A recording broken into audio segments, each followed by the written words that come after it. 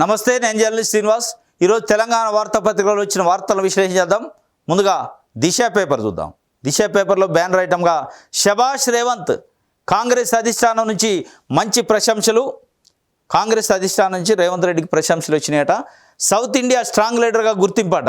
రిజర్వేషన్ల ఇష్యూలో మోడీ బీజేపీని కార్నర్ చేయడంలో సక్సెస్. ఆధారాలు సైతం బహిర్గతం చేయడంతో దేశం వ్యాప్తంగా చర్చ. ఇదే ఇష్యూతో కాంగ్రెస్కు పెరిగిన మైలేజ్. శభాష్ రేవంత్ రెడ్డి అని కాంగ్రెస్ అధిష్టానం రేవంత్ రెడ్డిని గుర్తించి సౌత్లో స్ట్రాంగెస్ట్ లీడర్గా ఆయన్ని నమ్ముతుందట. అంటే రిజర్వేషన్ల విషయం అది అబద్ధం అనేది పక్కన పెడితే, రిజర్వేషన్లో బీజేపీ పార్టీ రద్దు చేస్తుంది. థర్డ్ టైం గెలిస్తే 400 సీట్లు ఇస్తే ఎస్సీ ఎస్టీ బీసీ రిజర్వేషన్లు రద్దు చేద్దని వాళ్ళు మైనార్టీలు ముస్లిమ్స్కి ఇచ్చిన రిజర్వేషన్ రద్దు చేస్తామని స్పష్టంగా చెప్తున్నారు. దాన్ని వీళ్ళు ఏమంటున్నారు, రిజర్వేషన్లు రద్దు చేస్తుంది బీజేపీ పార్టీ ఎస్సీ ఎస్టీ బీసీలకు కూడా అని ఈయన ఎక్స్పోజ్ చేసిండు. అది కొంత ప్రచారం అయింది, అది కొంత ప్రజల్లో కూడా వెళ్ళింది. వాస్తవంగా కొంతమంది కొన్ని సెక్షన్స్ దాన్ని నమ్మే పరిస్థితికి కూడా వచ్చినాయి. అది దేశవ్యాప్తంగా కూడా దాన్ని ఎజెండాగా తీసుకున్నారు. దాన్ని ఒక ఐటమ్గా తీసుకొని కాంగ్రెస్కి మైలేజ్ వచ్చింది ఈ ఇష్యూని అని చెప్పి శభాష్ అన్నారట. కానీ ఇది అడ్డం తిరిగితే అడ్డం కూడా తిరిగిద్ది. మరి ఇది ఒక్కోసారి ఏమవుతుందంటే అడ్డం తిరిగిద్ది. మరి ఈ మైలేజ్ ఏంది, కథ ఏంది అనేది జూన్ 4 తర్వాత తెలుస్తుంది. ఈయన ఇచ్చిన మైలేజ్ ఎంత ఉంది, ఈయన చెప్పిన అబద్ధాల వల్ల లేదా నిజం వల్ల ఈయన చెప్పిన తీరి ఏ మేరకు పనిచేసింది అనేది అప్పుడు అర్థమైంది. ఇప్పుడు అర్థం కాదు. కార్నర్ చేసిండట. ఆధారాలు సైతం బహిర్గతం చేయడం దేశవ్యాప్తంగా చర్చ. సౌత్ ఇండియా స్ట్రాంగ్ లీడర్గా గుర్తింపు. సౌత్ ఇండియా స్ట్రాంగ్ లీడర్గా గుర్తింపు. ఇగో ఈ పదమే ఆయన మెడకు చుట్టుకూడదు రేపు.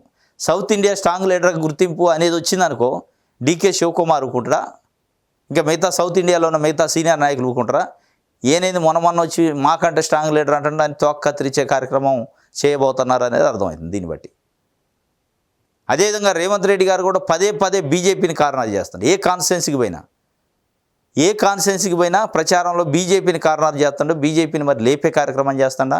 నిజంగానే బీజేపీ వాళ్ళకు వచ్చే రిపోర్ట్స్, సర్వే రిపోర్ట్స్ కానీ ఇంటెలిజెన్స్ రిపోర్ట్ ప్రకారం బీజేపీ గ్రాఫ్ పెరిగింది అనేది అర్థం కాదు. కానీ మరి పెరిగినట్టే ఆయన ఎక్స్పోజ్ చేస్తుంది. ఎక్కడ బీఆర్ఎస్ని కార్నర్ చేయట్లా, తక్కువ చేసిండు. బీఆర్ఎస్ని చేసి బీజేపీని లేపుతుండు. బీజేపీని పదే పదే విమర్శించడం వల్ల బీజేపీ పెద్ద పార్టీ అయ్యే అవకాశాన్ని ఆయన క్రియేట్ చేసినట్టయింది. మరి బీజేపీని లేపే కార్యక్రమం చేస్తుండా, నిజంగానే బీజేపీ గ్రౌండ్ లెవెల్లో ఆ స్థాయిలో గ్రాఫ్ పెరగటం వల్లనే దాన్ని కార్నర్ చేస్తుండా. మరి నిజంగానే బీజేపీ ఆ స్థాయిలో పెరిగితే, ఒకవేళ పెరిగి ఉంటే ఎందుకు పెరిగి ఉంటుంది?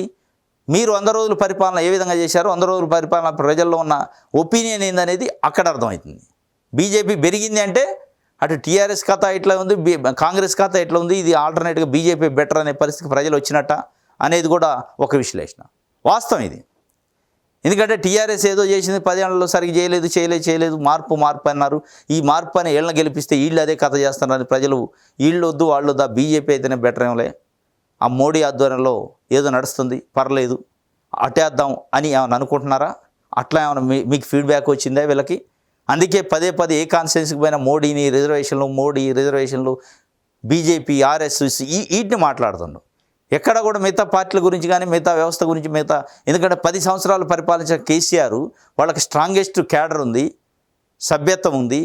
ప్రతి గ్రామంలో గ్రామ పంచాయతీ సర్పంచ్లు, ఎంపీటీసీలు, ఎంపీపీలు, జడ్పీటీసీలు, మొన్నటి వరకు ఎమ్మెల్యేలు, ఎమ్మెల్సీలు ప్రతి గ్రామంలో ప్రతి జిల్లాలో ఉన్నారు.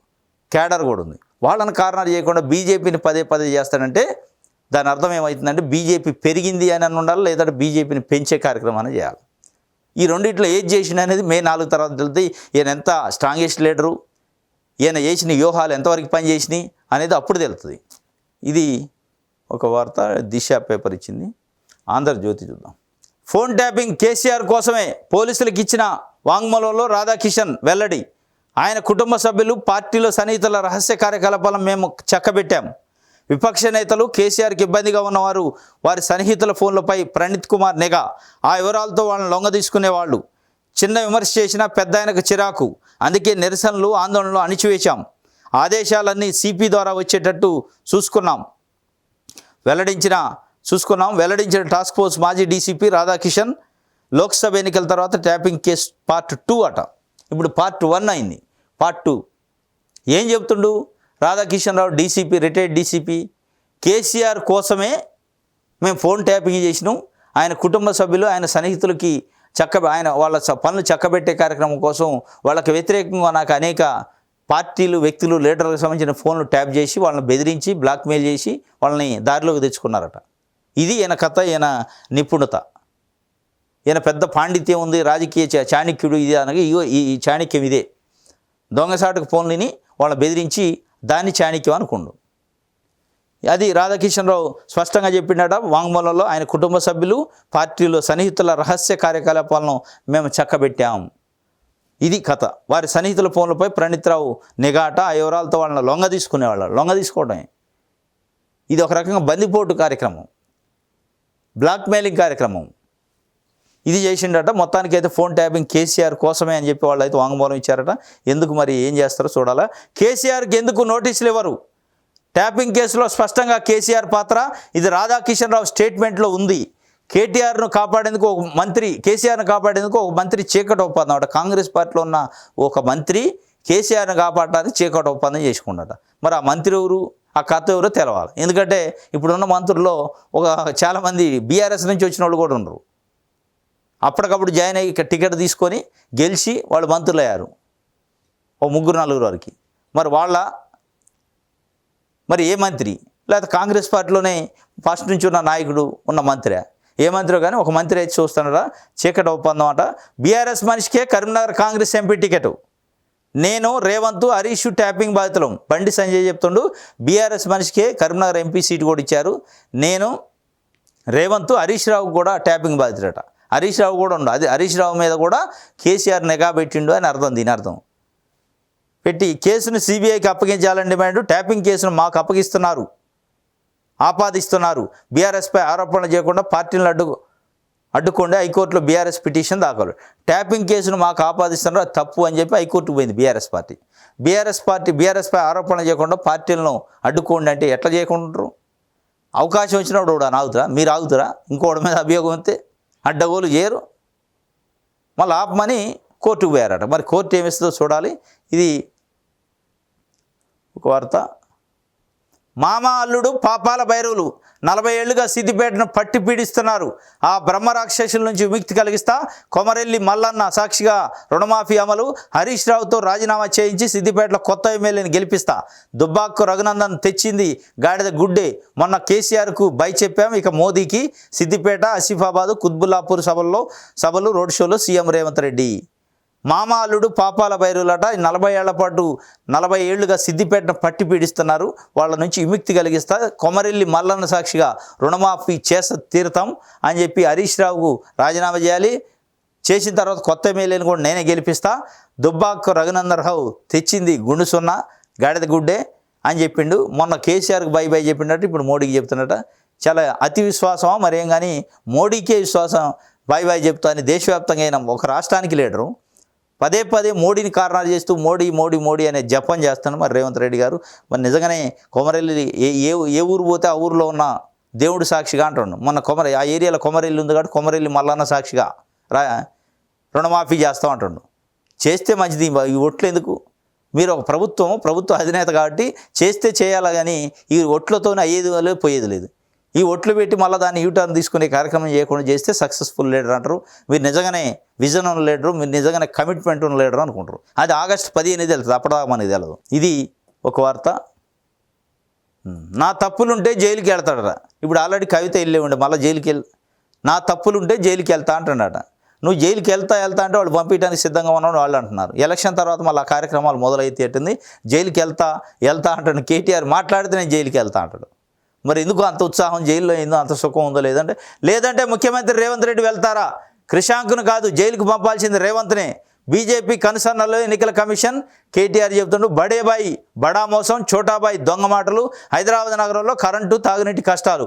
జూబ్లీహిల్స్లో BRS working president road show. Osmania యూనివర్సిటీకి సంబంధించి సీఎం రేవంత్ ఫేక్ నోటీసులు పోస్ట్ చేశారు.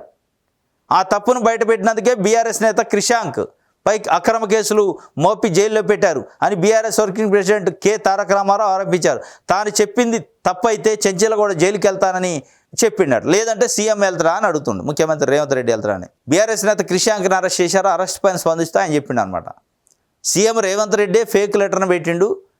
మంచినీళ్ళు, కరెంటు ఇబ్బందిగా ఉంది కాబట్టి ఖాళీ చేయటం అనేది ఆ లెటర్ వాళ్ళు జెన్యూన్, అది అందులో ఫేక్ క్రిషాంక్ క్రియేట్ చేసింది కాదు. అది తప్పు అయితే నేను జైలుకి వెళ్తా. ఒకవేళ దాంట్లో నిజం ఉంది అని చెప్తే రేవంత్ రెడ్డి జైలుకి వెళ్తాడా, అది నిజమైన లెటరే ఫేక్ కాదు అని తేలితే జైలుకి వెళ్తాడా అని చెప్పి ఆయన సవాల్ చేసిండు. ఇవన్నీ రుజువు అయ్యాయి కాదు, మన్ను కాదు, ఉట్టిది. ఇవన్నీ మాట్లాడుకోవడానికే పనికి వస్తాయి. సవాళ్ళు ప్రతి సవాళ్ళకే పనికి వస్తాయి తప్ప వీటితో అయ్యేది లేదు, పోయేది లేదు. ఇది ఒక వార్త. నెక్స్ట్ ఆదాబ్ హైదరాబాద్ చూద్దాం. ఆదాబ్ హైదరాబాద్లో ఈయన గురించి మొన్న కూడా వచ్చింది. సల్లగా తిరుగుతున్న సలావుద్దీన్ను సల్లగా చూస్తున్న 5 ఆఫీసర్లు, చర్యలకు ఉపక్రమించిన డైరెక్టర్ ఆఫ్ పబ్లిక్ హెల్త్, ఉన్నతాధికారుల సపోర్టుతో ఆయనది ఇష్టారాజ్యం. ఓ మహిళ ఆత్మహత్య కేసులో సరూర్ నగర్ పిఎస్లో కేసు, కీచకుడు అఘాయిత్యాలపై ఫిర్యాదు చేసిన కాలయాపన, వైద్యారోగ్య శాఖలో సలావుద్దీన్ రాసలీలపై చర్చ, మంత్రి దామోదర దృష్టికి సారించాలంటున్న ఉద్యోగినులు. ఇది మొత్తానికి సలావుద్దీన్ హెల్త్ డిపార్ట్మెంట్లో పనిచేస్తాడు. ఈయన వైద్యారోగ్య శాఖలో రాసలీలలు చేసిండట. ఈయనకి 5 ఆఫీసర్లు మంచిగా చల్లగా చూస్తాడట, చల్లగా తిరుగుతున్నాడు. ఆయన పైన అనేక రకమైన ఫిర్యాదులు, వార్తలు వచ్చినాయి. ఎవడు పట్టించుకుంటూ లేడు. అక్కడ పనిచేసే మహిళా ఉద్యోగులను వేధిస్తాడు, లైంగికంగా లొంగ తీసుకోవడానికి ప్రయత్నం చేస్తానని డైరెక్ట్గా కంప్లైంట్ ఇచ్చారు. అవి రాశారు. ఉద్యోగులను లైంగికంగా వేధిస్తున్న సూపరింటెండెంట్ సలావుద్దీన్, ఆయన పైన ఓ ఉద్యోగిని ఫిర్యాదు కాపీ, డైరెక్ట్ ఫిర్యాదు కూడా చేసింది. కంప్లైంట్ చేసినా పట్టించుకుంటూ లేడు. తీసిపోయి లోపల ఈయన్ని కొడుకుని ఈయన బయట తిరిగినాయి తారు. మళ్ళా వీడు కంప్లైంట్ చేసినా కానీ అందులో జాబ్ చేసి బయట తిరుగుతున్నాడు. ఇంకో మహిళని లొంగ తీసుకుంటుంటే అవసరమైతే రేపులు చేస్తారు ఇట్లాంటి వాళ్ళు. అంటే ప్రభుత్వంలో ఉన్న పెద్దలు, ప్రభుత్వ అధికారులు, పైన ఉన్న అధికారులు, పై ఆఫీసర్లు ఏం ఆలోచిస్తున్నట్టు, ఒక కంప్లైంట్ వచ్చిందంటే వాడిని ఆడ సీట్లోంచి తప్పియాలి, సెలవులో పంపించాలి, ఎంక్వైరీ చేయాలి, నిజమైన చర్యలు తీసుకోవాలి. కంప్లైంట్ వచ్చాక కూడా అదే సీట్లో కూర్చోబెట్టి ఇంకో 4 మహిళలను వేధించు, 4 మహిళల్ని రాసలీల కార్యక్రమం చేయి, లైంగికంగా వేధించు అని ప్రోత్సహిస్తారా? మరి మీరు ప్రోత్సహిస్తున్నట్టుగా లిటరల్గా ఒక మహిళ వచ్చి బయటికి నన్ను లైంగికంగా వేధిస్తున్నానని కంప్లైంట్ చేసిందంటే ఒక మహిళ అంత ఈజీగా రాదు, ఏది లేకుండా. ఆత్మాభిమానం చంపుకొని వస్తారా? ఎంత బరి తగ్గించుంటే ఎట్లా చేయాలా? కంప్లైంట్ వచ్చాక కూడా 5 ఆఫీసర్లు దీవించి పంపిస్తానంటే ఇట్లాంటి ముందుని, ఇట్లాంటి కీచుకుడిని అంటే మహిళలు ఉద్యోగం చేయాలా లేదా? అంటే కంప్లైంట్ వచ్చాక కూడా మీరు అది చేస్తానంటే జాగ్రత్త బిడ్డలారా, నేను ఏది చేసినా మూసుకొని కూర్చోవాలి, కంప్లైంట్ చేయొద్దని ఒక హెచ్చరిక ఇది అన్నట్టే కదా. మిగతా మహిళలు ఎట్లా చేయాలి ఉద్యోగం? వాడు లొంగ తీసుకుంటూ లొంగిపోవాల్సిందేగా. ఒక పలానా వేరే వాళ్ళు కంప్లైంట్ చేస్తే నా మీద ఎవడు చర్య తీసుకోలే, నన్ను ఎవడు టచ్ చేయలేడు, మీకే నష్టం, మిమ్మల్ని ఒత్తి పడేస్తా, చంపి పడేస్తా అంటాడు. మీ పైన ఉల్టా నేను చర్యలు తీసుకుంటా, మీ సంగతి ఏం చూస్తా, అంతు చూస్తా అంటే ఇంకో మహిళ పోలేద్దా?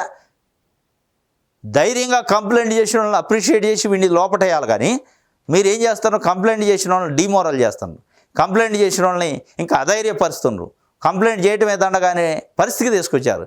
కంప్లైంట్ చేసే కంటే వాడి మాట విని అంత ఇంత లొంగిపోతే మంచిగా ఉండేది. కూడా ఈ కష్టాలు మనం ఏడబడతాం. 5 ఆఫీసర్లు ఓడి పట్టించుకోవట్లేదు, వానికి 5 ఆఫీసర్ల పట్టు బాగుంది, 5 ఆఫీసర్లు దీవెనలు బాగున్నాయనే విధంగా మీరు వ్యవహరిస్తాం తప్ప ఇగో వీడిని తీసిపోయి లోపటేయాలా? వీడు చేసే ఇట్లాంటి కార్యక్రమాలు చేసేది ఇట్లాంటి వాళ్ళని వెనకేసుకొస్తారా మీరు 5 ఆఫీసర్లు? కాబట్టి ఇప్పుడైనా ఆ 5 ఆఫీసర్లు ఎవరైనా వీడిని ఫస్ట్ ఆ సీట్లోంచి తప్పించాలి, వీడిపైన ఎంక్వైరీ చేయాలి, ఎంక్వైరీ చేసి లోపటేయాలి. నిజమైతే నిజం కాకుండా అంత ఈజీగా ఒక మహిళ వచ్చి లైంగిక వేధింపులు నా పైన పలానా మనిషి చేస్తానని చెప్పరు. అంత ఈజీగా, అంత ఆషామాషి వ్యవహారం కాదు. అది వేరే ఇష్యూ కాదు, లంచమో అవినీతో విషయం కాదు, మనిషి యొక్క క్యారెక్టర్కి సంబంధించి అంత ఈజీగా చెప్పరు. కాబట్టి ఇది ఆదాబ్ హైదరాబాద్కి సంబంధించి వెలుగు చూద్దాం. రిజర్వేషన్ల రద్దు కోసమే జనగణన చేస్తలేరు, రాజ్యాంగాన్ని మార్చాలని మోదీ, అమిత్ షా ప్లాన్, సీఎం రేవంత్. కేసీఆర్ నాపై 200 కేసులు పెట్టినా భయపడలేదు, ఢిల్లీ సుల్తాన్లు కేసులు పెడితే భయపడతానా? తెలంగాణ మీద దాడికి ఢిల్లీ సుల్తాన్ల ప్రయత్నం, 15 ఆగస్టులోపు రుణమాఫీ చేసి తీరుతాం, సిద్దిపేటలో 1,00,000 మంది రైతులతో సభ పెడతానని వెల్లడి. అసిఫాబాద్, సిద్దిపేట, కుత్బులాపూర్లో సీఎం ప్రచారం. మొత్తానికి సెంటిమెంట్ రెచ్చగొట్టాలని చూస్తుండే రేవంత్ రెడ్డి, కానీ అది లేవట్లే. జాకీలు పెట్టి లేపుతా ఉండు. నా పైన కేసు అంటే తెలంగాణ పైన దాడి, ఢిల్లీ సుల్తాన్లు వచ్చి తెలంగాణ మీద దాడి చేస్తుండ్రు అని చెప్తుండే ఎవడు నమ్మట్లే. ఎందుకు? ప్రజలు మెచ్చేది, ప్రజలు నిజంగా అనుకునేది మాట్లాడితే నమ్ముతారు. కానీ ప్రజలు అనుకున్న దాన్ని ప్రజల మీద రుద్దాలని ప్రయత్నం చేస్తే ఎవడు నమ్మడు. ఇది ఆయన కథ అట్లుంది. ఢిల్లీ సుల్తాన్లు వచ్చి తెలంగాణ మీద దాడి చేస్తున్నారు. ఢిల్లీ సుల్తాన్లు ఎవడు? దీని మీద దాడి చేసేదోడు? వాళ్ళు సుల్తాన్లా? ఒక ప్రధానమంత్రి, ఒక పార్టీ, ఒక రాజ్యాంగబద్ధంగా ఎన్నుకోబడ్డ ప్రభుత్వం ఉందాడా? దాని సుల్తాన్లు, రాజులు అని చెప్తున్నాం అంటే ఏం సెంటిమెంట్ అది? మీరు మార్ఫింగ్ చేశారు, మీరు ఫేక్ వీడియోలు పెట్టారని చెప్పి పెట్టారా లేదు తెలియదు.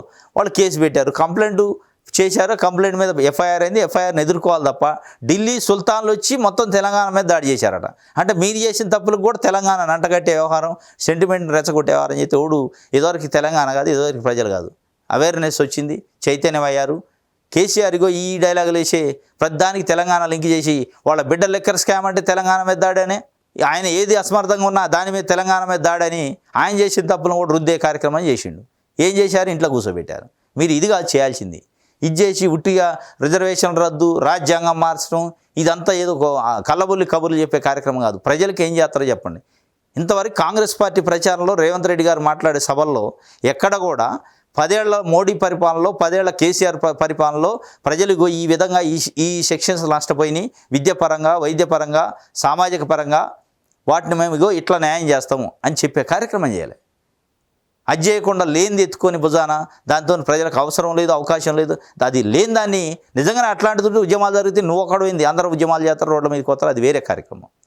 లేని దాన్ని పట్టుకొని అసలు సమస్యల్ని గాలికి వదిలేసి పెట్రోలు, డీజిలు, గ్యాస్ ధరలు, నిత్యావసర ధరలు అనేక రకాలుగా పెరిగినాయని మీరు పదే చెప్పిన వాళ్ళు ఎలక్షన్ వచ్చేటప్పటికి వాటి గురించి మాట్లాడలే.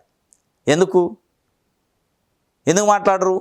ప్రజల నిత్యావసరాలు, ప్రజలకు సంబంధించిన గ్యాసు, పెట్రోలు రోజు వారి ఖర్చులకు సంబంధించి విపరీతంగా పెరిగిపోయినాయని పదే మీరు చెప్పారు. పెరిగింది కూడా వాస్తవం.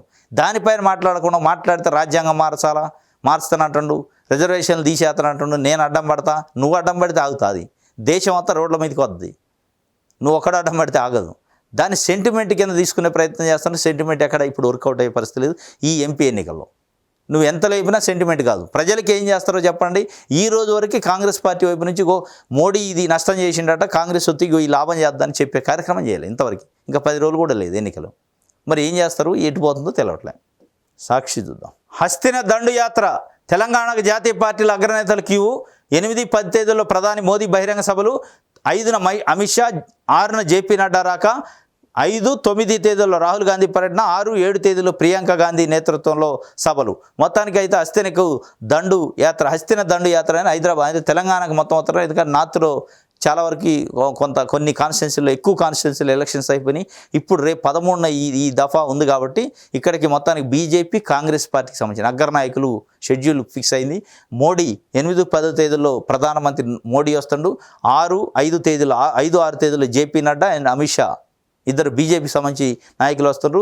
5-9 తేదీల్లో రాహుల్ గాంధీ, 6-7 తేదీల్లో ప్రియాంక గాంధీ మొత్తానికైతే ఎన్నికల ప్రచార సభకు వస్తున్నారు. ఇది హస్తిన దండు యాత్ర అని చెప్పి ఒక వార్తనిచ్చారు. ఢిల్లీ సుల్తాన్ను ఎదిరిస్తాం, అక్రమ కేసులకు భయపడబోం, బీజేపీ ఆటలకి సాగవు. అసిఫాబాద్ జనజాతర సభ, సిద్దిపేట, కుత్బుల్లాపూర్ రోడ్ షోలో సీఎం రేవంత్ రెడ్డి. దేశంలో రిజర్వేషన్లు ఎత్తేసేందుకు బీజేపీ, ఆర్ఎస్ఎస్ కుట్రలు, అందుకే 400 సీట్లు, 15 రాష్ట్రాల అధికారం కోసం యత్నాలు. కులగణన చేయాలని అడిగితే జనగణన పైనే పక్కన పెట్టారు. బలహీన వర్గాలకు న్యాయం చేసినది, చేయబోయేది కాంగ్రెస్ పార్టీ ఒకటేనని వ్యాఖ్య. 10 ఏళ్లలో తెలంగాణకు బీజేపీ ఇచ్చింది గాడిద గుడ్డు. 15 ఆగస్టు లోపు రుణమాఫీ, రాజీనామా లేఖ రాసి పెట్టుకో హరీష్. 45 ఏళ్లుగా సిద్దిపేటలో పాపాల బైరవుల్లా మామ అల్లుళ్ళు పాలన విమర్శ. 10 ఏళ్లలో తెలంగాణకు బీజేపీ ఇచ్చింది గాడిద గుడ్డు అనడు. మరి మీరేమి ఇవ్వబోతారో అది చెప్పండి. మాట్లాడితే రిజర్వేషన్లు, మాట్లాడితే రాజ్యాంగం, ఈటి కాదు మాట్లాడు. 10 ఏళ్లలో బీజేపీ తెలంగాణకి గాడిద గుడ్డు ఇచ్చింది, మేము వస్తే ఇక బంగారు గుడ్డు ఇస్తాం అని చెప్పు. ఆ బంగారు గుడ్డు ఏందో ఆ కథ ఏందో చెప్పు. ఇయ్యలేదని మీరు చెప్తున్నారు. మీరేమిస్తారు? కాంగ్రెస్ పార్టీ అధికారంలోకి వస్తే ఏమిస్తుంది కేంద్రంలో అనేది చెప్పాలి కదా. అసలు ఆ చెప్పే ప్రయత్నమే లేదు. అసలు ఎటేటో జనం ఒకటి అనుకుంటుంటే మీరు ఒక చర్చ పెడితే పబ్లిక్ ఎవడు పట్టించుకోవట్లా. మీ చర్చనే, మీ మాటలను ఎవడు వినట్లే. ఎందుకు? ప్రజల గురించి మాట్లాడట్లా. మీరు మిగతా ఏదో పాలసీ డెసిషన్స్ గురించి మాట్లాడుతుంటే అది ప్రజలకి ఇప్పుడు ఎక్కదు. దాని అవసరం వచ్చినప్పుడు ఎక్కిద్ది. మీరు మాట్లాడేది పాలసీలు కాదు, మీరు మాట్లాడేది అధిక ధరలు, మీరు మాట్లాడేది సామాన్యులను నడ్డి విరిచే కార్యక్రమం నరేంద్ర మోడీ చేసినట్టున్నారుగా. దాని నుంచి విముక్తి ఎట్లా చేస్తారు సామాన్యుల్ని అనేది చెప్పాలా. అది చెప్పట్లే. లేదంటే ఢిల్లీ సుల్తాన్లు, తెలంగాణ ఢిల్లీ సుల్తాన్లు. ఏంటి ఢిల్లీ సుల్తాన్లు? వాళ్ళు సుల్తాన్లా? మీ లెక్కనే మీరు ఎట్లయితే ముఖ్యమంత్రి అయ్యారో ప్రజలు ఓట్లు అయితే ప్రధానమంత్రి అయ్యండి ఆయన. సుల్తాన్లు ఎట్లయితే వాళ్ళు?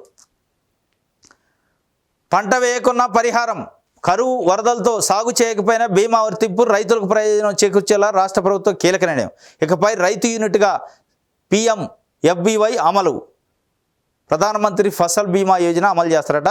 మార్గదర్శకాల ఖరారులో వ్యవసాయ శాఖ నిమగ్నం, ప్రభుత్వమే ప్రీమియం చెల్లించాలని ఇప్పటికే నిర్ణయం. పంట వేయకున్నా కానీ పరిహారం ఇస్తారట. ఇన్సూరెన్సు, ప్రధానమంత్రి ఫసల్ బీమా యోజన మన రాష్ట్రంలో గడిచిన ప్రభుత్వం బీఆర్ఎస్ ప్రభుత్వం అమలు చేయలేదు. ఇప్పుడు కాంగ్రెస్ పార్టీ అమలు చేస్తుందట. దానికి సంబంధించిన పాలసీని కూడా, ప్రీమియాన్ని కూడా ప్రభుత్వమే భరిస్తుందట. పంట వేయకపోయినా, ఎప్పుడు పంట వేయరు, మామూలు వర్షాలు లేకపోతే అతి వర్షాలు అవుతున్నాయి, అంటే పంట వేయడానికి అనుకూలమైన వాతావరణం లేకపోతే పంట వేయకపోయినా అట్లాంటప్పుడు కూడా ఇన్సూరెన్స్ ఇస్తారట. లేదు పంట వేసి నష్టపోయినా ఇన్సూరెన్స్ ఇస్తారు. ఆ సిస్టమ్ పెడతారట. అది చాలా మంచిదే. వాస్తవంగా పంట జనరల్గా రైతులు వేయకుండా ఉండరు. అనుకూలమైన పరిస్థితులు లేకపోతే, ప్రతికూలంగా ఉన్నప్పుడు తప్పనిసరిగా పంట వేసే అవకాశం లేదు, నష్టపోతాం అనుకుంటే వేయరు. ఆ నష్టపోయే వాతావరణం ఉన్నప్పుడు కూడా బీమా ఇవ్వాలి అని చెప్పి ఒక క్లాజ్ పెడతారట. అది పెడితే చాలా మంచిది. ఎందుకంటే రైతు ఎట్టి పరిస్థితుల్లో భూమిని ఖాళీగా ఉంచడు. భూమిని ఖాళీగా ఉంచే పరిస్థితి వచ్చిందంటే అంత దారుణమైన పరిస్థితులు ఉన్నాయి కాబట్టి అప్పుడు కూడా పరిహారం ఇవ్వాల్సిందే అనేది ఒక క్లాజ్ పెడతారట. ఇది పంట వేయకున్న పరిహారం ప్రధానమంత్రి ఫసల్ బీమా యోజన మార్గదర్శకాలు ఖరారు చేస్తున్నట తెలంగాణ ప్రభుత్వం. ఆ మార్గదర్శకాల్లో ప్రీమియాన్ని కూడా రైతులకు పక్షాన ప్రభుత్వమే పే చేస్తారట. మొత్తానికైతే ఇది సాక్షి పేపర్కి సంబంధించి. నెక్స్ట్ ఈనాడు పేపర్ చూద్దాం. ఢిల్లీ సుల్తాన్లకు భయపడం, అప్పట్లో కేసీఆర్ నన్ను జైల్లోకి పంపితేనే భయపడలేదు, రిజర్వేషన్లను రాజ్యాంగాన్ని రద్దు చేసేందుకు భాజపా RSS కుట్ర, కులగణను అడ్డుకునేందుకు మోదీ అమిత్ షాల పన్నాగం, సిద్దిపేటకు మళ్ళీ వచ్చి కొత్త ఎమ్మెల్యేని గెలిపిస్తా, అసిఫాబాదు సిద్దిపేట కుత్బుల్లాపూర్ రోడ్ షోల్లో సీఎం రేవంత్ రెడ్డి. ఆ రాజ్యాంగము ఆ రిజర్వేషన్లు తప్ప ప్రజలకు ఏం చేసేది ఇంతవరకు చెప్పట్లే, ఏ సభలో కూడా చెప్పట్లే. ఇది మొత్తానికి ఇది ఒక వార్త. ఇది ఈరోజు తెలంగాణ వార్తాపత్రికలో వచ్చిన వార్తలకు సంబంధించిన విశ్లేషణ. రేపు తాజా వార్తలతోనే తిరిగి కలుసుకుందాం. Thank you.